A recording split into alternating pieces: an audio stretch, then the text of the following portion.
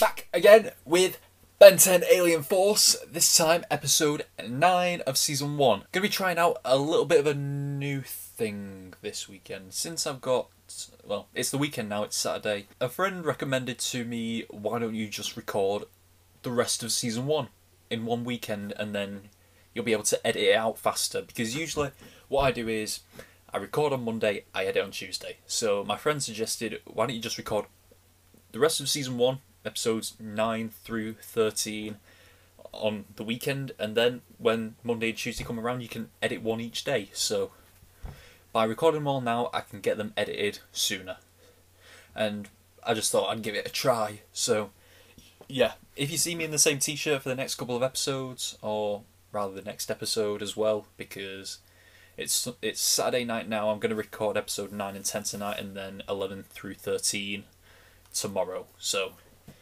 if you see me in the same t-shirt next video, it's not because I'm a scruff, and if you see me in the same t-shirt in the next 3 videos, it's not because I'm a scruff. It's because I'm recording them all in one day. So yeah, that's what I'm doing. Last episode we got introduced to Grandma Vadona.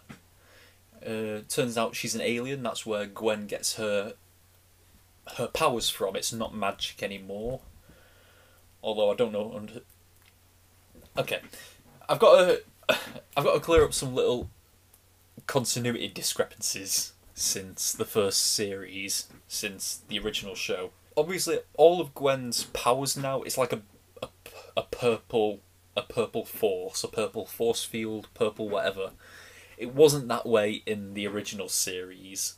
It looks like proper magic spells, but it doesn't matter. I understand that they decided to like make something of it in this show. Like they were saying it was magic last show, and now they're saying it's something else in this show. Mana powers, apparently, manipulating life energy, and so the change from it being magical powers to mana is not that hard to think about. It's not that hard to accept. It's just making it all look uniform in a purple, like with a purple energy, and they're just calling it something different.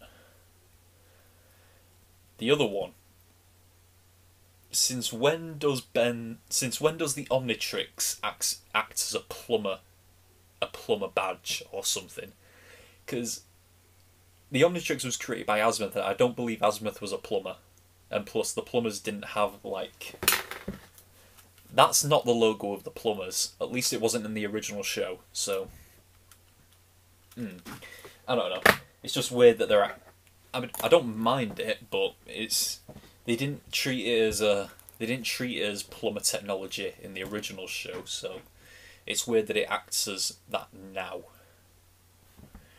But maybe that's something you can just explain away by when it updated, when it just decided to change shape and colour and suddenly give Ben 10 new aliens. Maybe you can just explain that away to that. It started acting as plumber technology when it updated, so. Those are the 2 things that I've just needed to put out there. Yeah, last episode, it was a decent episode. It wasn't the best episode of the season. It wasn't the best episode of the show. But it was good nonetheless. All of the episodes have been good. Like, just because I've ranked some from top to bottom doesn't mean the ones at the bottom are bad. Just means they're not as good as the ones up top. I think that's all the talking we're going to do. So let's just get into season 1, episode 9 of Ben 10 Alien Force, starting now. Right. Well, we're starting off right in the middle of the action here, against some creepy looking robot thing, and it looks like decent animation. Let him go! That works. Or not.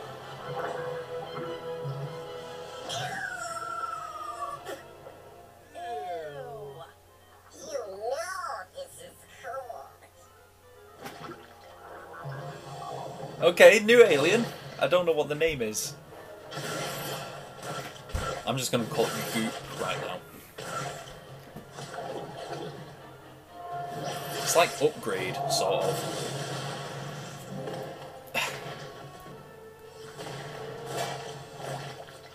Oh, it needs that thing to keep it.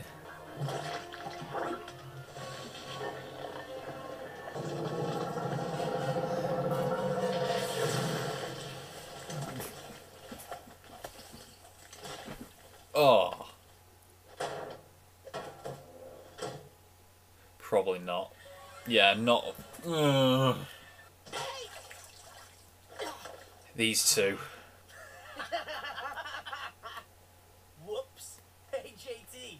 Looks like somebody had Kevin, an accident. deal with them. Yeah. What are you gonna do about it, huh? Kevin, get him.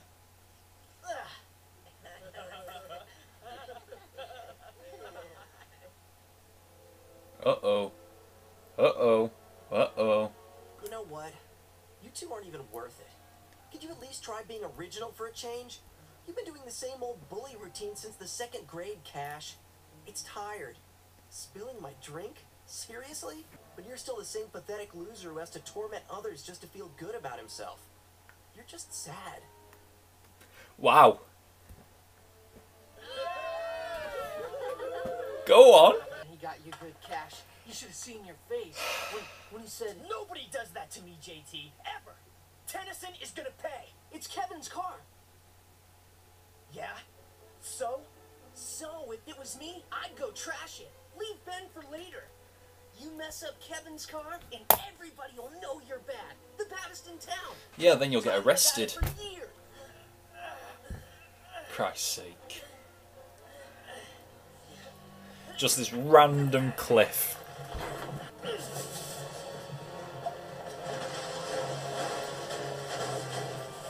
I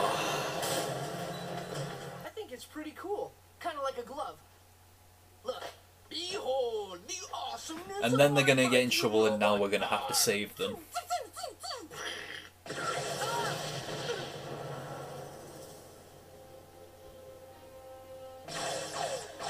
You're progressing from just normal bullies to criminals. I found it. So it's my turn. Ow, ow, ow. I'm gonna break his neck. Cash, you okay? Oh, yeah. This'll scare the juice out of Tennyson. Last time he'll ever talk smack to me. You sure? You're not joking.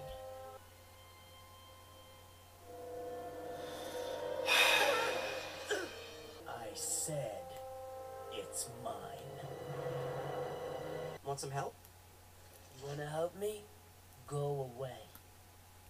Fine by me. No juice for you! Something's wrong with Cash. The guy who messed with my car? And weren't you with him? It was his idea, really. Uh-huh. Cash is looking for Ben Where is he? at the old mannequin factory downtown. We hang there sometimes. Okay, all the time. Got it. Back in 1st grade, you and Ben used to eat paste together. You were nice. Then you started hanging with Cash. Seems to me you have a lot of influence over him. Enough so I get to watch him beat people up instead of getting beat up myself. Sounds like the basis of a great friendship. Knock, knock.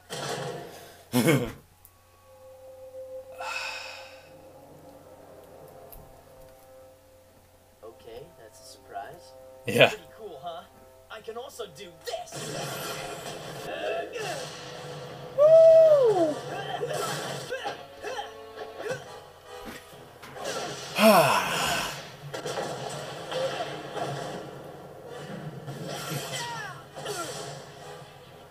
Oh. Jesus. Okay, that was pretty good. 3 o'clock, Mr. Smoothie parking lot. If he doesn't show, I'm coming for him. He just beat up Kevin. Not seen that before. Kevin's going to destroy him. Kevin's not like that, Ben. He's changed. A little. Okay, maybe this is bad. We should go. Wow. Hold on a minute. Cash did this to you?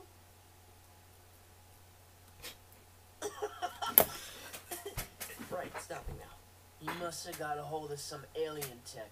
JT, is there anything you forgot to tell us? Yeah. Maybe. Go. I'll be okay. I'll come back for you after. You guys thought I was so funny? Jeez. Who's laughing now? Hey! What is your problem? You're my problem, Tennyson. Oh. Nice friend you got there. There are witnesses. Who was that? Chroma Stone?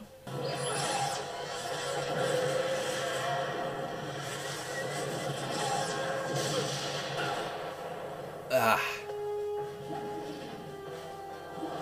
Oh. Decent animation in this episode, I've got to say.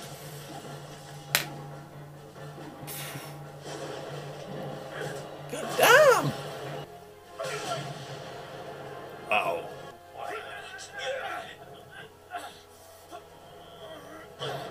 Go on, JT. The machine wants to fight. Look, it's fixing itself already. The Cash I know isn't gonna let a pile of scrap metal tell him what to do. You're the I don't want to toughest root for this guy. Fight it! Get off me.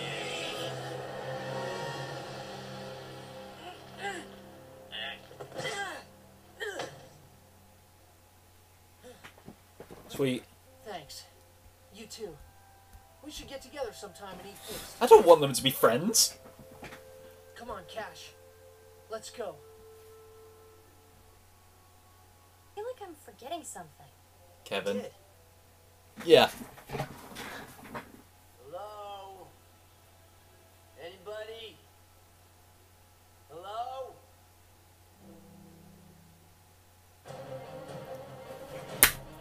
Mate. Oh, the alien is called Goop. And it's voiced by D. Bradley Baker again. Yes! Okay. This episode had good animation. It had that. I hate those bullies. Well, they were bullies.